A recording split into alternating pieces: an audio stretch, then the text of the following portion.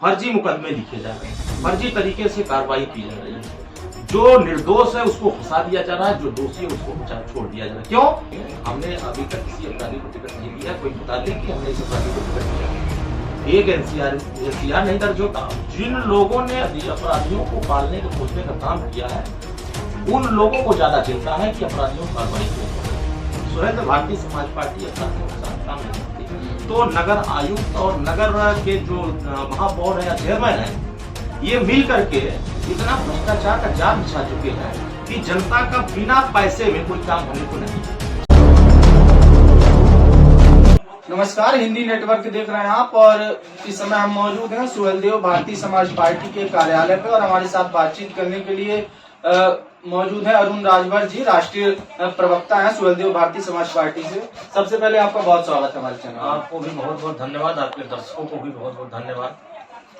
ये बताइए, प्रदेश की राजनीति में अब चुनाव का दौर फिर शुरू होने वाला है, क्योंकि निकाय चुनाव का जो बिगुल है वो बच चुका है, उसके बाद लोकसभा चुनाव आने वाले हैं। तो क्या कुछ तैयारी है निकाय चुनाव और लोकसभा चुनाव को लेकर? देखिए, सुहेलदेव भारतीय समाज पार्टी 24 घंटा चुनावी तैयारी और संगठन की तैयारी, मजबूती और कार्यक्रम करने में लगी रहती है। हम चुनाव का इंतजार नहीं करते हैं और हम तारीख का इंतजार नहीं करते हैं, हम अपनी तैयारी बना के रखते हैं। इलेक्शन कमीशन जिस दिन ऐलान कर देता है कि फला तारीख को वोट पड़ना है, हमारे मतदाता, हमारे संगठन, हमारे कार्यकर्ता पूरी ताकत के साथ बूथ पर चढ़ाने का काम करते हैं। और हमने पूरी तैयारी बना लिया है। नगर निकाय में हमने अपने पार्षद लड़ाने की तैयारी बना लिया है, नगर पालिका के चेयरमैन पद के उम्मीदवार बनाने की तैयारी कर लिया है, परिषद की बना दिया है, और हमने मेयर के भी उम्मीदवार चयन कर रहे हैं कि ज़्यादा से ज़्यादा हम लोग 17 मेयर हैं उम्मीदवार। तो उसमें से जो हमारी पार्टी से लड़ना चाहेंगे, जो इच्छुक होंगे, उनको हम लड़ने की कोशिश करेंगे।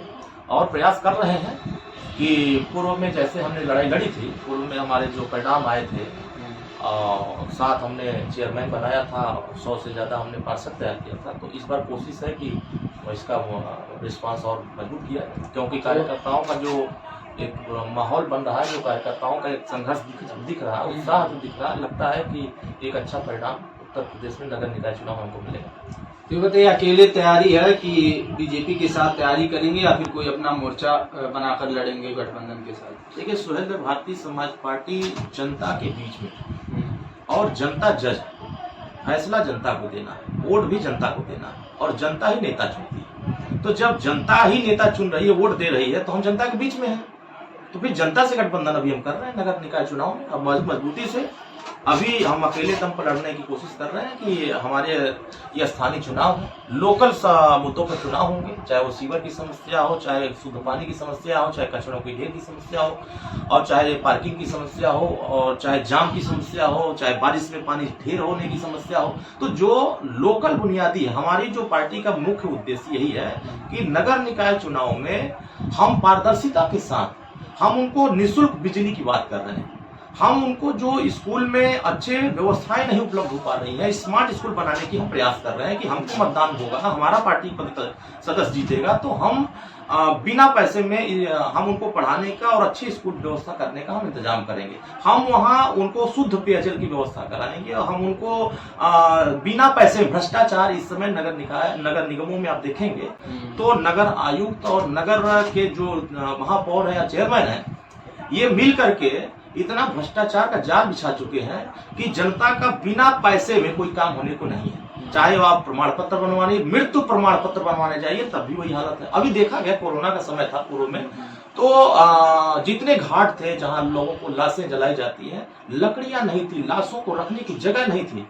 तो जब हम 5 साल का मौका देते हैं किसी भी नगर के चेयरमैन को या किसी महापौर को समय देते हैं 5 साल का, तो 5 साल में अगर वो कुछ नहीं कर पाता है, तो जनता कहती है कि नहीं, इनके बस का नहीं है, अब जो हमारे हित के लिए, हमारे लिए करना चाहता है, उसको मतदान करेंगे। तो हम इनकी बात कर रहे हैं और उनके बीच में जाकर के ये लड़ाई, इस बात को बताकर उनको जोड़ने की बात कर रहे हैं, और लोग बहुत मजबूती से हमारे साथ खड़े हुए। चलिए, नगर निकाय की बात तो हो गई, लेकिन जो उत्तर प्रदेश की जो इस समय की राजनीतिक स्थिति है, जिस प्रकार से लगातार जो गुंडे माफिया हैं उन पर सरकार कार्रवाई कर रही है, और लगातार तमाम ये खबरें आती हैं कि ये इस सरकार का कार्यकाल खत्म होते होते उत्तर प्रदेश से जो माफिया है वो लगभग खत्म होने की कगार पर चले जाएंगे।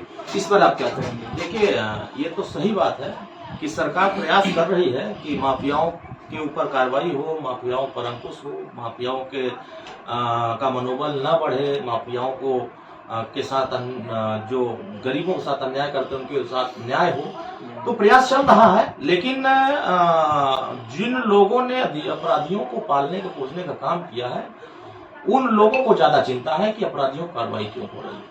सुहेल, भारतीय समाज पार्टी अपराधियों के साथ काम नहीं करती। किन लोग, कौन से वो लोग हैं जो पालने को, किसको दिक्कत हो? देखिए, जितने भी सरकारें रही, आप इस भी वर्तमान सरकार में देखेंगे ना, तो इसमें भी अपराधी है। ऐसा नहीं है कि ये पूरी तरह गंगा जल से धुल चुका है या वॉशिंग मशीन में डाल। अपराधियों के साथ मतलब आपकी पार्टी का भी नाम जुड़ जाता है चुनाव के दौरान? नहीं, देखिए, कुछ ऐसे लोगों को आप टिकट भी दे देते हैं, ये भी खबरें आती हैं। ऐसा नहीं है, हमने अभी तक किसी अपराधी को टिकट नहीं दिया। कोई बता दे कि हमने इस अपराधी को टिकट दिया है। एक एनसीआर नहीं दर्ज होता है, हमने उसको टिकट देते हैं। अब हाँ, किसी के सदस्य, किसी के रिश्तेदार, किसी के हित जोड़ करके आप कह देंगे कि अपराधी है, तो वैसे तो हमारे बहुत हित निकल जाएंगे जो इस तरह से करने वाले। अच्छा, ये भी एक मामला सामने आता है कि ये सरकार जो है हित देख करके, रिश्तेदारी देख करके भी कार्रवाई कर देती है कि कोई अपराधी है तो उसके रिश्तेदार भी अपराधी बन जा रहे हैं। ये सच्चाई है कि ये झूठ है? नहीं, ये बातें सही है। कुछ अधिकारी ऐसे हैं जो बहबाई लूटने के लिए, अपना प्रमोशन बढ़ाने के लिए, सरकार के सामने एक मतलब पॉपुलर बनने के लिए, अपना चेहरा बेहतर बनाने के लिए वो अन्याय कर रहे हैं। ये सच है। फर्जी मुकदमे लिखे जा रहे हैं, फर्जी तरीके से कार्रवाई की जा रही है। जो निर्दोष है उसको फंसा दिया जा रहा है, जो दोषी है उसको छोड़ दिया जा रहा है। क्यों?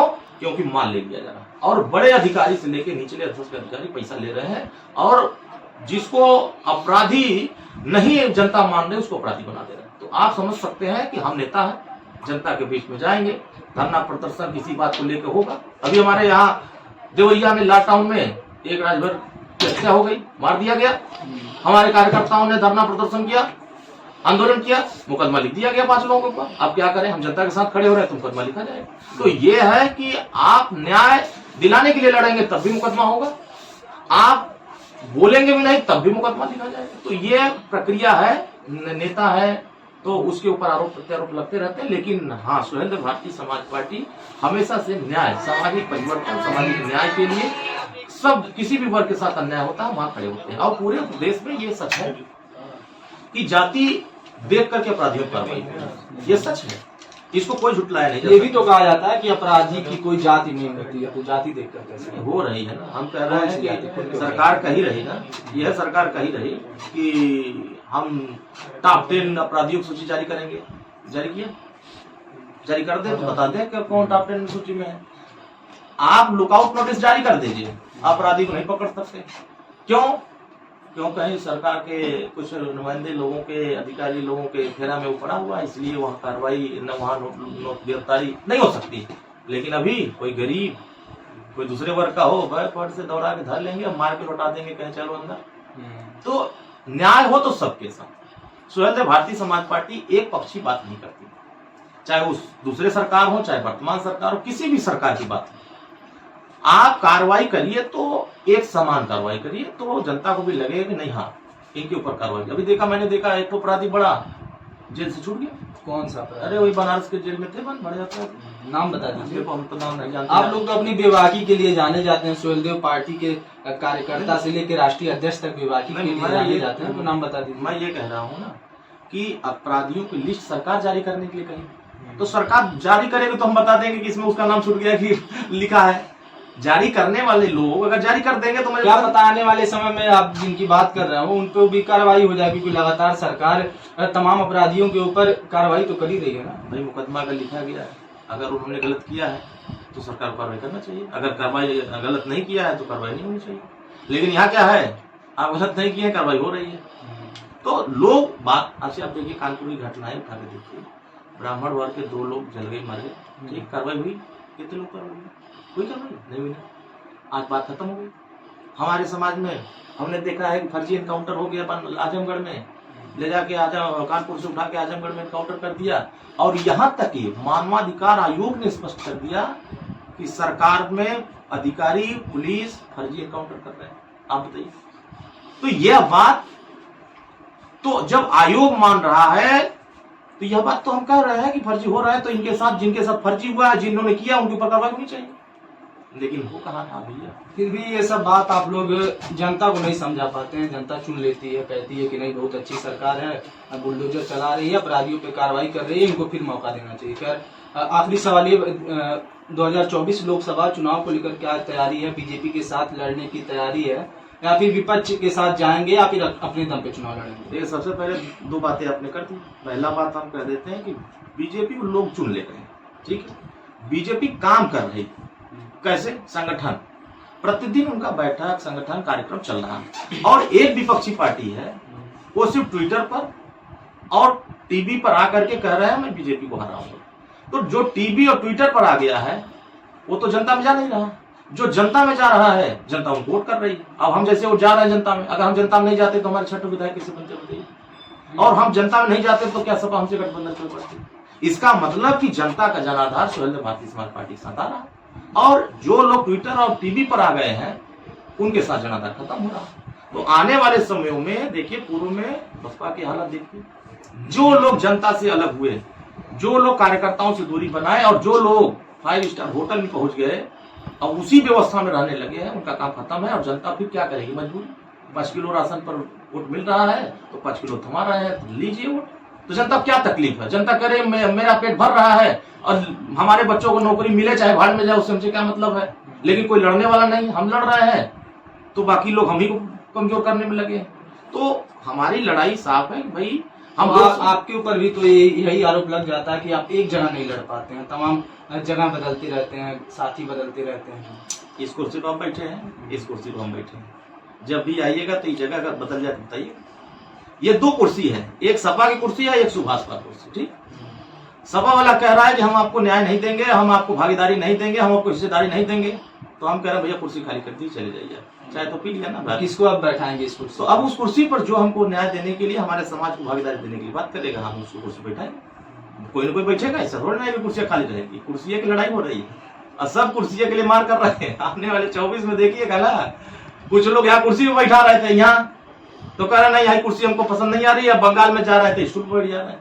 अच्छा, राहुल गांधी की सदस्यता रद्द हो गई है। हालांकि जब केंद्र सरकार की बात होती है, सरकार पे सवाल उठाने की बात होती है, तो राहुल गांधी सबसे मुखर होकर सरकार को घेरने का काम करते हैं। अगर राहुल गांधी सीधे टक्कर नहीं दे पाएंगे, सदस्यता उनकी रद्द हो जाने के बाद, कौन सा नेता दिख रहा है जो सीधे नरेंद्र मोदी को 24 के चुनाव में टक्कर दे पाएगा? देखिए, मुझे तो ऐसा लग रहा है कि दूर दूर तक वैकेंसी कोई नजर नहीं आ रही प्रधानमंत्री वाला।